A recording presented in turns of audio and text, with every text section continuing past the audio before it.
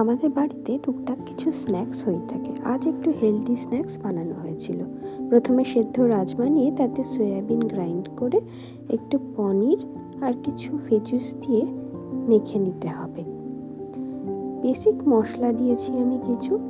এই যে রাজমাটাকে সেদ্ধ করে আমি এরকম ম্যাশ করে নিলাম আর তাতে সয়াবিন পনির দিচ্ছি।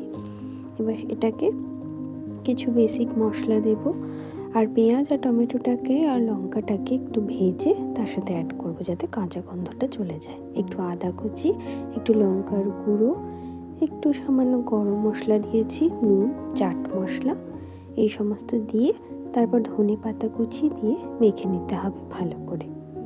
আমি মেখে নিয়ে একটু টিক্কির আকার দিয়েছিলাম।